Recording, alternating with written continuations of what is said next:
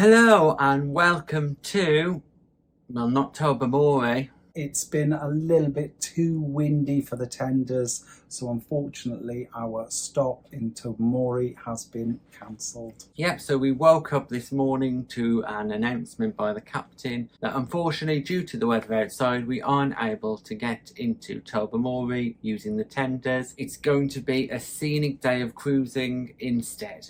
If you're new to our channel, we are Tom and Dom Travel, and we post a cruise and travel related video every week, so make sure you hit that subscribe button.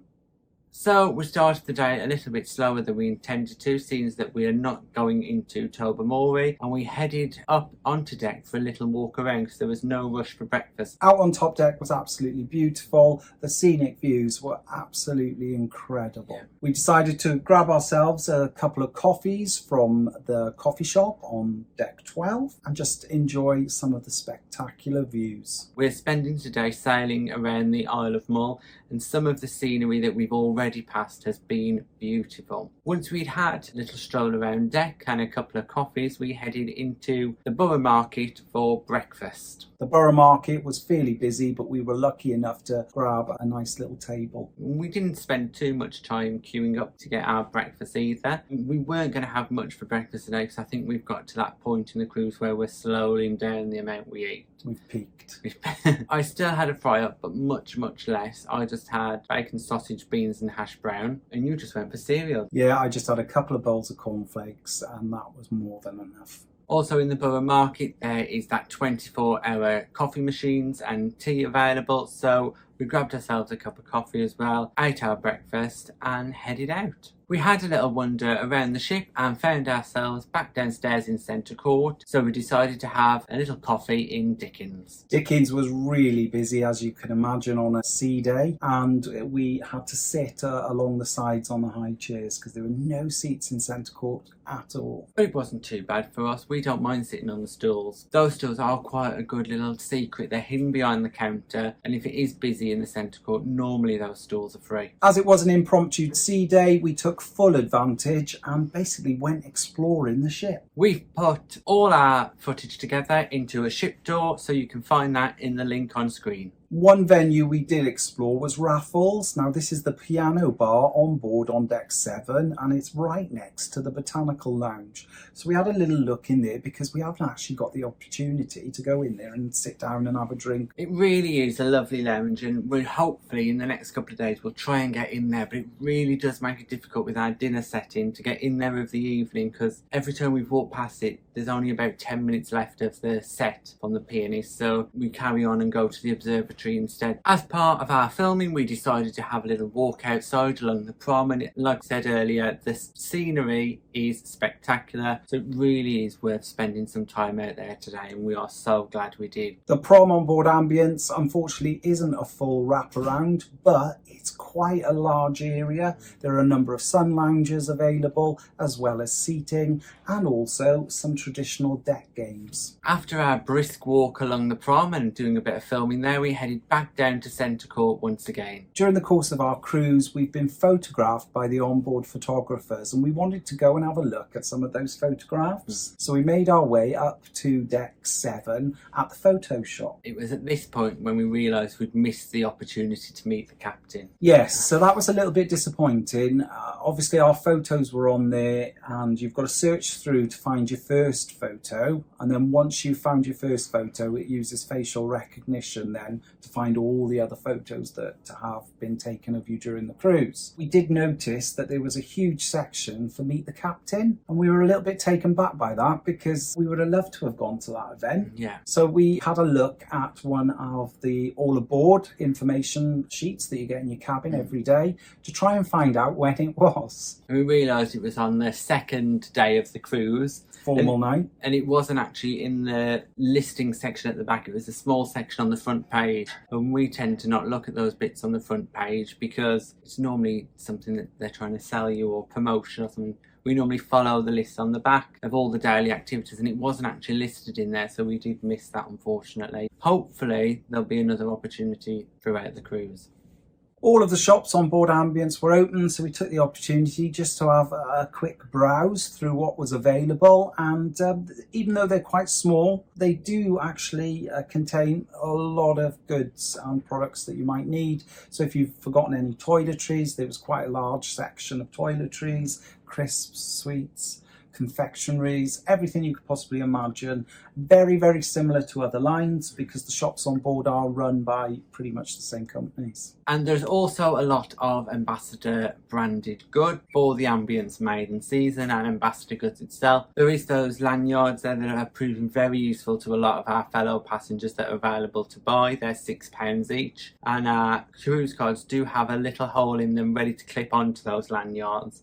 So I think they are worth buying if you are someone like me who loses their cruise card all the time.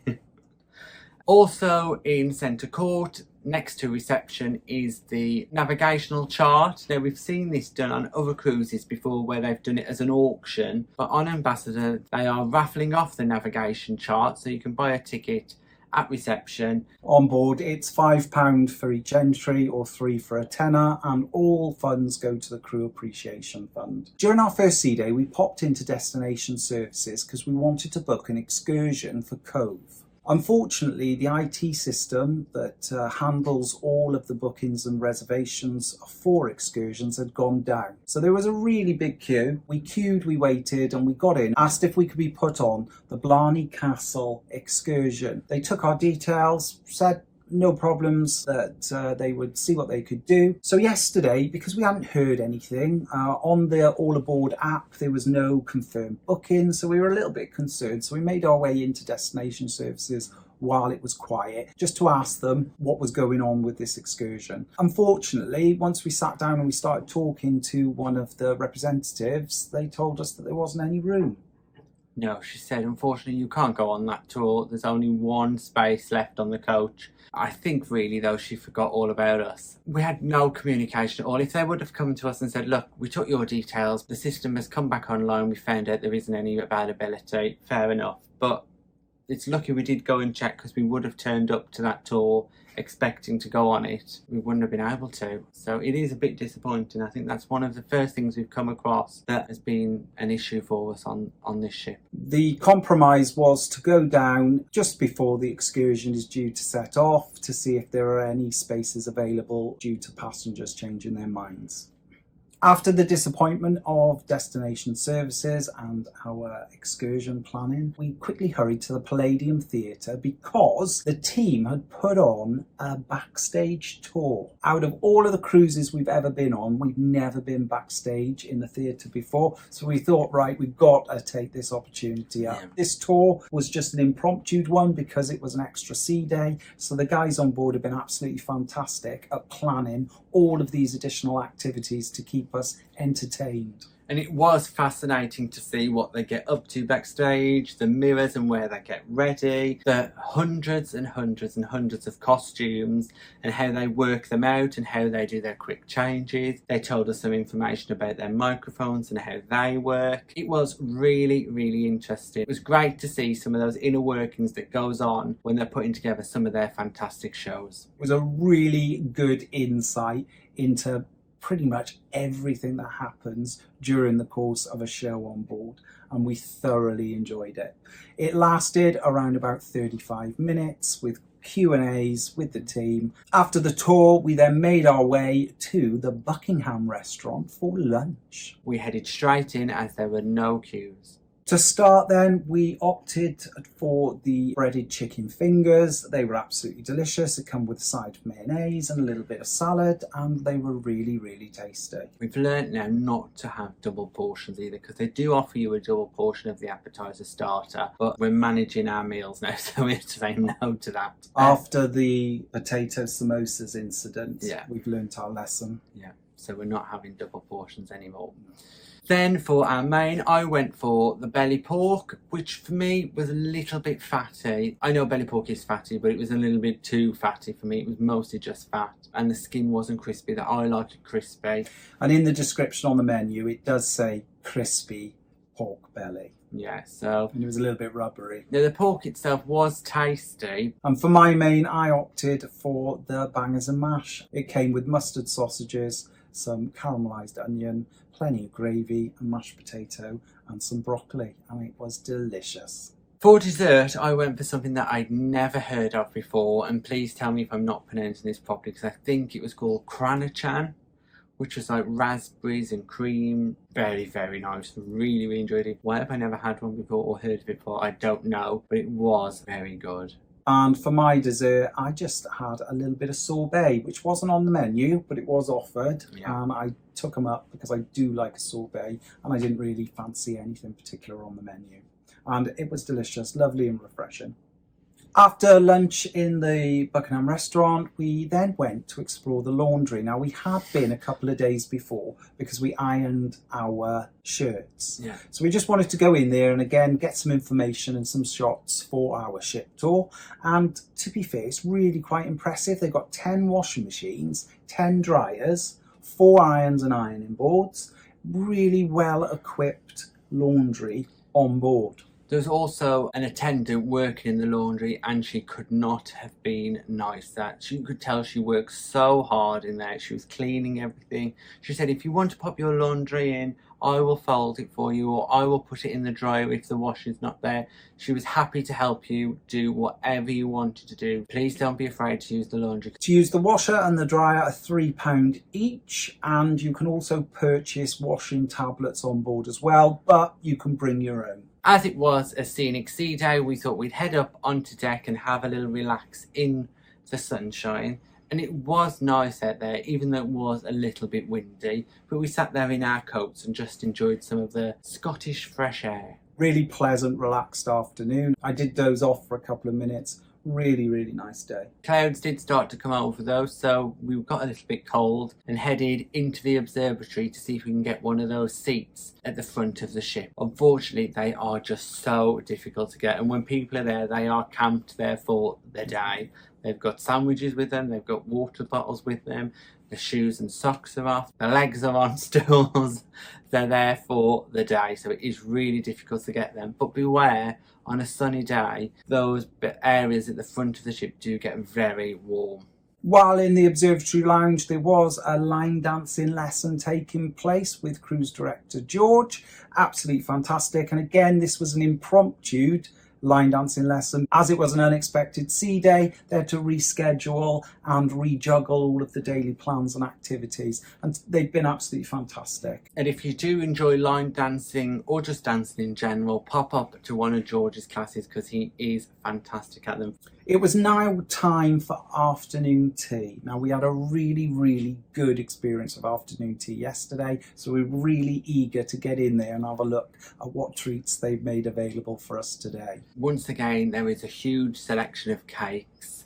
There are scones, toasted sandwiches, finger sandwiches. There is a huge amount. It's got to be one of the best afternoon teas in terms of the selection available that you can have. And today they had those little mini bacon rolls, and they were absolutely delicious. We had a few of the cakes and scones, but what Dom did, he filled a whole plate full of those bacon rolls and brought them back to the room so he could snack on those later tonight. We enjoyed our afternoon tea in the Borough Market. We then came back to the cabin to get ready for the evening. As we previously mentioned on our days on board so far, we feel as if we're missing out on all the evening activity because of our late sit-in. So once again, we purposely made our way to the Purple Turtle for their nice and easy trivia. It was really fun trivia, although it was far too difficult for us. There is nothing nice and easy about it. But maybe that's because a lot of the questions are based in the 50s, the 60s, and we haven't got a clue who a darts player from the 50s was or something like that. Stoneface. Who won an Oscar in 1952. So yeah, quite difficult for us, but we still had a go and we enjoyed it. Yeah, and we got 8 out of 15, so I think that was a pretty good, decent score. After the Purple Turtle then, we decided to do something a little different, and we headed up to the observatory because we'd never been there in the early evening before. It Takes Two were performing some songs, and a number of passengers were taking the opportunity to dance. It was relatively quiet in there, but it was quite a nice, relaxed atmosphere. Yes, so that time of the evening between 6 and 8 is a great opportunity if you enjoy ballroom dancing, Latin dancing, sequence dancing, to head up to the observatory to take your chance to dance. We only had one drink in the Observatory Lounge, and then we did something a little bit different. Now, those of you that follow our vlog series here on YouTube will know that we tend not to eat in the buffet for evening meals. So what we did want to do is just to pop our head in through the door of the Borough Market just to have a look at some of those evening meal offerings that were available.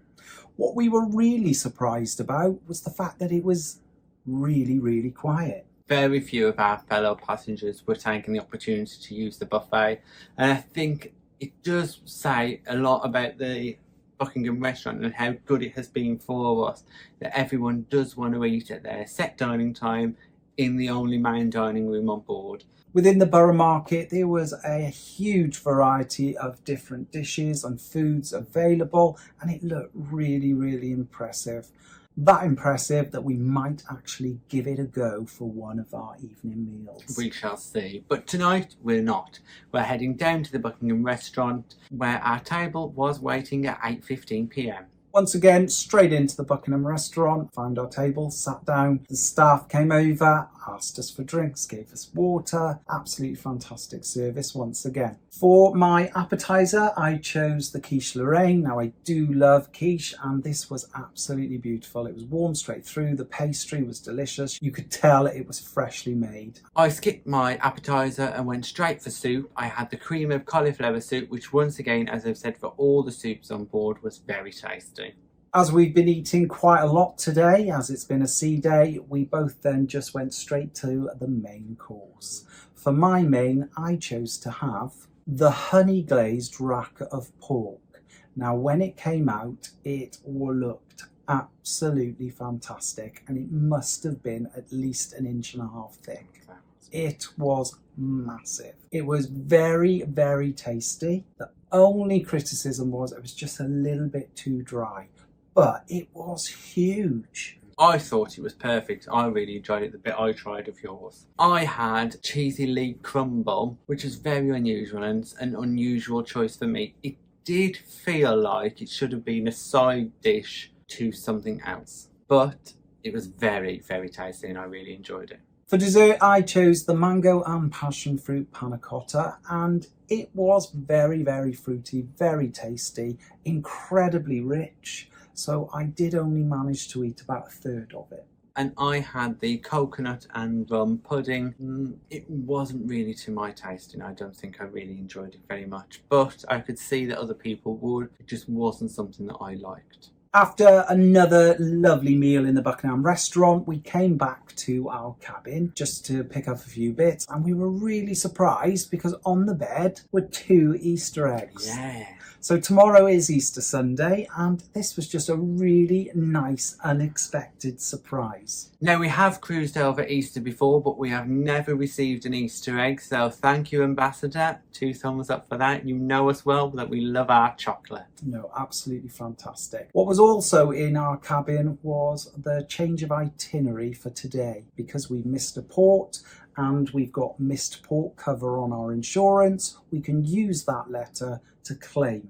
So just a really good top tip, make sure you get travel insurance, and if you cruise frequently, make sure you add that extra cruise cover for missed ports. And that has actually covered the cost of our insurance, so it is definitely worth paying for it. Yes, so we talked about popping back to our cabin to pick up a few bits. Well, it wasn't really a few bits, it was a £10 note. £10 note. So we can go to the casino. We headed straight to the casino, which is a relatively small casino, isn't it? With mostly slot machines and just 2 tables. We picked the machine that we thought Was lucky. was lucky today, and we gave it a go. And turns out it was quite lucky. So we spent 10, but we walked away with £25.50. So not too bad at all. Not too bad at all. So we didn't put it back in. We cashed out and ran back to the cabin to Lock it in the safe. Lock it in the safe. Those huge winnings, keep those locked away. When it comes out on a slip, and you can either cash that out as cash or keep your slip and put it back in a machine to reuse again. After we'd been back to the room again, we then headed straight to the Palladium Theatre for tonight's show, We Are the Champions. This show takes women's football and mixes them with the classic songs from Queen. Sounds very strange, but it actually worked really, really well. It was a really fantastic show. We loved it. We loved how they had mixed that women's football storyline and the songs of Queen and made them work together. It worked really well for us. It was one of the longest shows we'd seen. Nearly an hour. It went on nearly an hour, but it went in a blink of an eye because we were enjoying it. Fantastic, well done team, really good show. The staging, the costumes, the narration during it was just absolutely superb, and it really was a show that you could follow from the start all the way through to the end. It was fab. Some really good characterizations, some laughs. It was just a fantastic story. So if you are on board, make sure you get to the theatre early for this show because it is one not to be missed. After the theatre then we headed straight up to the Observatory Lounge to have a look at the Celebrate Trio. Now, they are usually found in the Purple Turtle, but tonight, for one night only, maybe, they are in the Observatory Lounge. There was a really good atmosphere. There was a fair few people in, up and dancing and just enjoying the evening.